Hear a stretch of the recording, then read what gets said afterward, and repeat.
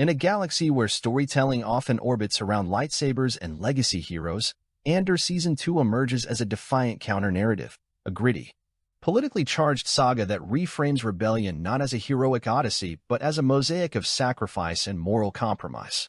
Picking up a year after the explosive events of its first season, the final chapter of Tony Gilroy's prequel to Rogue One follows Cassian Andor as he evolves from a reluctant insurgent into a calculated architect of revolution. But this is no linear ascension to heroism. Spanning years through 4 distinct arcs, each released in cinematic 3-episode blocks, the season dissects the slow, fractious birth of the Rebel Alliance, intercutting Cassian's covert missions with the political machinations of Senator Mon Mothma and the chilling rise of Imperial enforcer Dedra Meero. By the time the story dovetails with the opening beats of Rogue One, the season has etched itself as a masterclass in tension, tragedy, and the unglamorous labor of defiance. Where most Star Wars narratives thrive on mythic archetypes and operatic clashes, Andor lingers in the shadows. Season 2 deepens its commitment to granular realism, painting rebellion as a mosaic of uneasy alliances and compromised ideals. Cassian's journey is no longer one of self-discovery but of strategic erosion. Diego Luna embodies this transformation with a quiet ferocity, his charisma tempered by weariness. Every decision, whether manipulating a contact or silencing a threat, carries the weight of a man who knows the cost of victory. This isn't the rebellion of Luke Skywalker's hopeful idealism.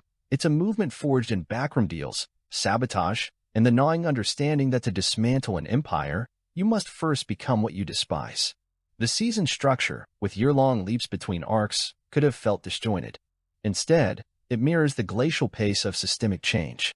Each trio of episodes functions as a self-contained thriller, a prison break taut with claustrophobic dread, a heist mission laced with paranoia, a political chess match steeped in betrayal.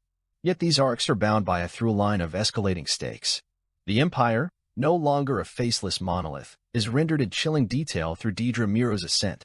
Denise Gough delivers a career-defining performance, her Dedra a blend of bureaucratic ambition and cold calculation. Her scenes, particularly a harrowing confrontation in Episode 3 that ventures into territory darker than Star Wars has ever dared, expose the banality of evil, not as mustache-twirling villainy, but as the quiet ratification of atrocity. Equally compelling is Stellan Skarsgård's Lithen Rail, whose moral ambiguity curdles into something almost nihilistic. His monologue from Season 1 about sacrifice reverberates through his actions here, as he orchestrates atrocities to galvanize dissent. Skarsgård's gravitas turns Lithen into a tragic figure, a man who weaponizes his humanity to serve a cause larger than himself. Genevieve O'Reilly, meanwhile, elevates Mon Mothma from a historical footnote to a layered protagonist. Her subplot, navigating Coruscant's elitist Senate while funneling resources to the rebellion, is a deft exploration of privilege and complicity. A storyline involving her family's unwitting entanglement and her double life crackles with tension, showcasing how even the noblest intentions fray under pressure. What sets Andor apart is its refusal to sanitize conflict. The rebellion isn't a united front, but a patchwork of factions, idealists, extremists, and opportunists clashing over methods and morals. A standout arc follows Saw Gerrera, Forrest Whitaker, whose radical tactics alienate allies, illustrating the fractures that threaten to cripple the movement. These divisions aren't resolved with rousing speeches but linger as open wounds, a reminder that revolution is as messy as it is necessary. Even the Empire's internal politics feel unnervingly relatable. Boardroom debates over resource allocation and public perception mirror real-world bureaucratic rot, making their tyranny all the more insidious. Visually, the series continues to defy Star Wars' polished aesthetic.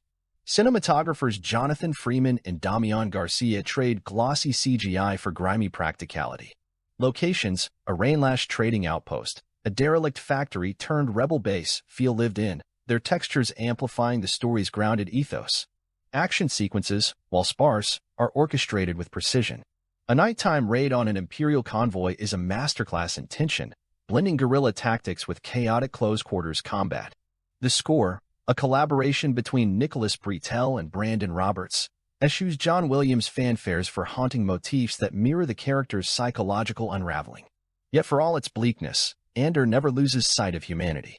The relationship between Cassian and B2EMO, the anxious droid voiced by Dave Chapman, provides moments of levity and pathos.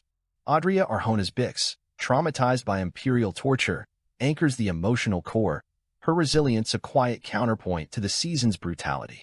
Even minor characters, like Joplin Sibtain's Brasso, whose loyalty to Cassian never wavers, are imbued with depth, their fates resonating long after the credits roll. The season's final arc, leading directly into Rogue One, is a triumph of inevitability. Gilroy avoids fan service, opting instead for a climax steeped in quiet dread. Cassian's final moments, exchanging glances with a doomed Jyn Erso via archival footage, aren't a celebration but a somber acknowledgement of the road ahead. The rebellion's victory, we're reminded, is built on countless unseen sacrifices, a theme that haunts every frame of this series. In a franchise increasingly risk-averse, Andor Season 2 is a revelation. It's a show that trusts its audience to sit with discomfort, to grapple with the moral murk of resistance.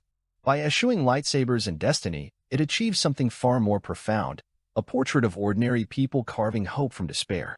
This isn't just the best Star Wars has been in decades, it's a landmark in serialized storytelling, proving that even in a universe of space wizards and chosen ones, the most compelling magic lies in the truth of human struggle. I hope you enjoyed this review. If you did, please like, subscribe, and hit the bell to stay up to date with all my movie reviews and movie analysis. I always appreciate your time, and I hope to see you in my next video.